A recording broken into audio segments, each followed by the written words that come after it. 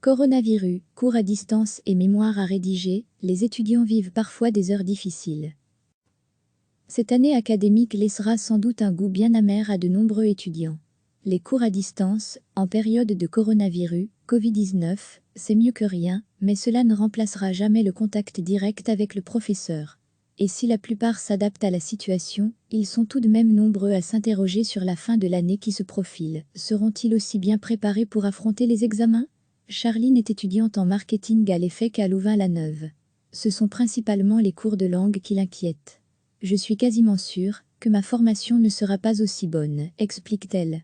Les professeurs nous envoient juste des travaux, ensuite ils nous envoient des corrections, mais on n'a aucun cours avec eux, donc on ne pratique pas à l'oral. Sachant que c'est quand même 30% de notre cotation en juin, c'est compliqué.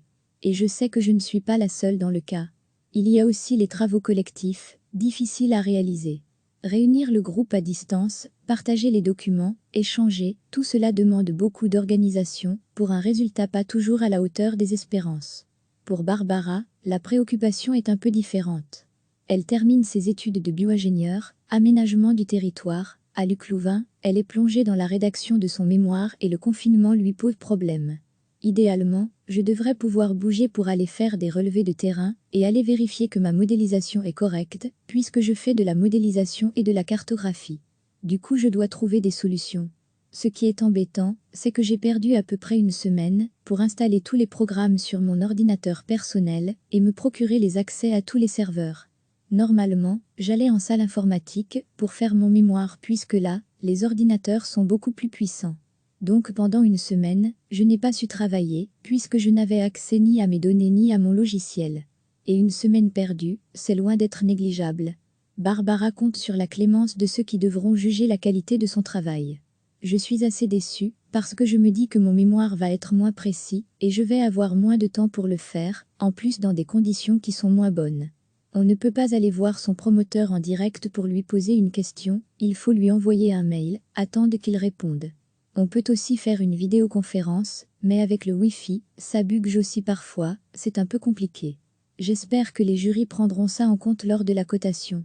Dans cette période très incertaine, Charline et Barbara tentent de rester zen, ce qui est loin d'être facile. Dans leur co, les deux étudiantes s'imposent une certaine discipline et résistent aussi, comme elles le peuvent à la tentation de l'oisiveté. En temps normal, on va à tous les cours, on est vraiment présente au quotidien, explique Barbara. Heureusement qu'on a déjà cette discipline de se lever le matin à une heure décente et de commencer à bosser par nous-mêmes. Mais la tentation est quand même très forte, parce qu'on est chez soi, dans sa chambre, ou dans son salon, on n'est pas en bibliothèque, ou dans un auditoire, avec d'autres élèves qui nous surveillent. Recevez chaque matin l'essentiel de l'actualité. Cette année académique laissera sans doute un goût bien amer à de nombreux étudiants.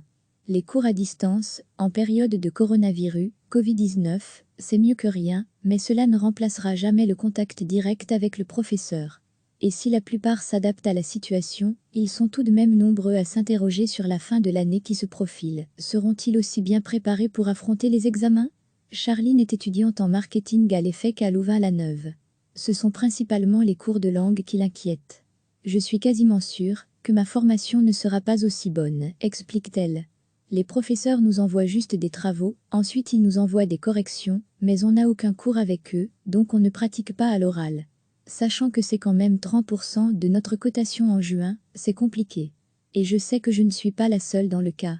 Il y a aussi les travaux collectifs, difficiles à réaliser. Réunir le groupe à distance, partager les documents, échanger, tout cela demande beaucoup d'organisation, pour un résultat pas toujours à la hauteur des espérances. Pour Barbara, la préoccupation est un peu différente.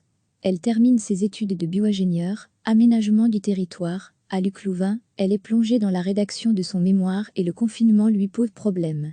Idéalement, je devrais pouvoir bouger pour aller faire des relevés de terrain et aller vérifier que ma modélisation est correcte, puisque je fais de la modélisation et de la cartographie. Du coup, je dois trouver des solutions.